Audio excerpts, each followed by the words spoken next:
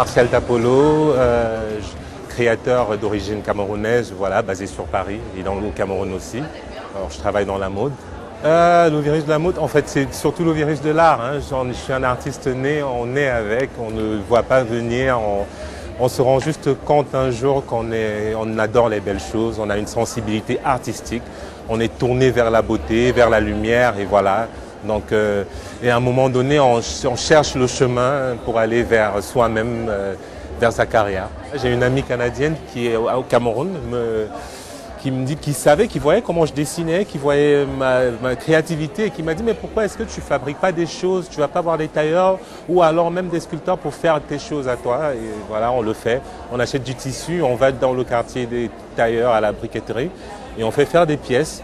Et elle-même, elle tombe sous le charme, elle en achète quelques-unes, mes cousines, les gens proches. En fait, j'ai tout vendu. Du premier coup, j'ai tout vendu, en fait. Je passe de l'art au business tout de suite.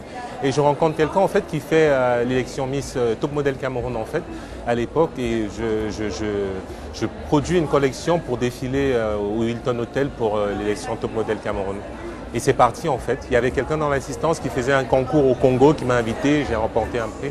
Après je suis allé en Côte d'Ivoire, de fil en aiguille, j'ai fait toute l'Afrique en fait, quasiment en fait. La sous-région de l'Afrique de l'Ouest et un peu l'Afrique centrale aussi, et plus tard l'Afrique australe. Moi au début je ne savais pas coudre, il faut le dire.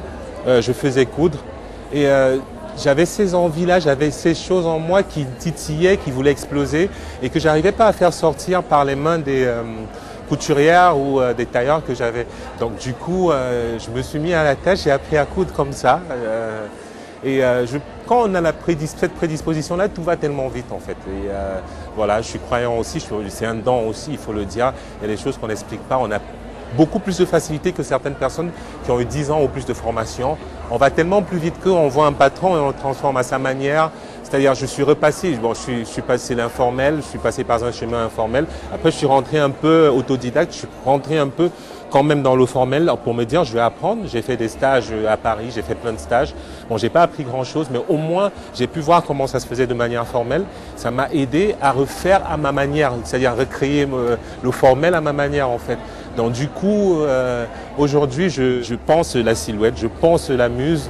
Je le mets sur le papier, ou pas du tout des fois, je peux avoir la matière, faire un moulage sur le mannequin et partir de là pour créer quelque chose en fait. Et c'est toujours, il n'y a rien de plus jouissif, de plus passionnant parce que là on devient un peu, le mot créateur prend vraiment toute sa quintessence. On devient un peu comme une sorte de dieu parce qu'on passe de rien à quelque chose qui vit et qui existe en fait. Au début, on faisait un peu tout et n'importe quoi, il faut bien le préciser. Je ne sais pas si on peut dire qu'on faisait des collections. On se débrouillait, comme on dit chez moi au Cameroun. On créait des choses qui nous passaient par la tête. Bon, heureusement, depuis un certain nombre d'années, c'est quand même assez plus rigoureux. Ça va faire 10 ans d'ailleurs que je vais fêter bientôt, 10 ans de carrière. Bon, on passe à la 11e année, je vais fêter les 10 ans à la 11e année de carrière. Et les collections, j'en fais 2 par an régulièrement depuis 4 ans. Donc au moins, c'est sûr qu'on en a 2 par an, 8, on en a 8 au moins de sûr pour les 4 dernières années. Après, pour avant, je vous garantis rien. Surtout quand on travaille dans le monde de la couleur de peau, excusez-moi, je ne vais pas tomber dans les victimisations, entre guillemets.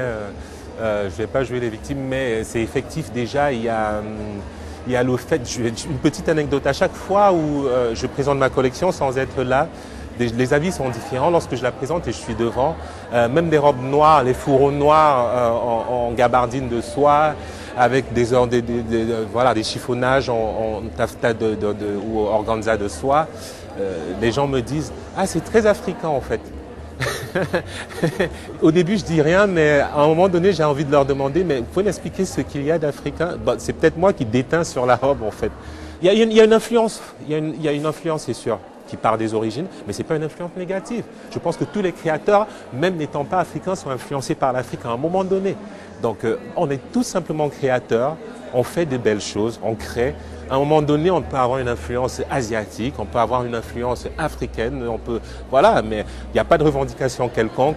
On fait du business aussi, donc on fait ce qui s'adresse à de potentiels acheteurs. Il faut dire aussi que la mode ne se fait pas en un jour, hein. C'est une vieille tradition et ce n'est pas notre tradition. On part un peu sur, comment dire, sur les sentiers battus, mais battus par d'autres en fait. Parce qu'il y a déjà une petite conscientisation qui passe par le média. En voyant, vous voyez, je cite pour un de mes grands frères, Pateo, Nelson Mandela, en portant sa chemise, a créé un impact voilà, incommensurable, qui n'a pas changé jusqu'à aujourd'hui. Je pense que nos dirigeants, déjà en s'affichant par créateurs africains, en montrant que je porte cela, vont changer l'état d'esprit des téléspectateurs, du public, des gens qui regardent.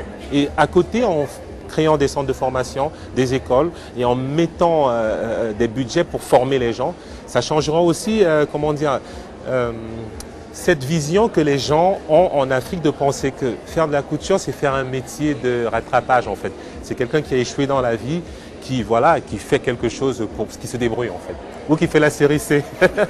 Alors la mode, c'est sur Africa 24.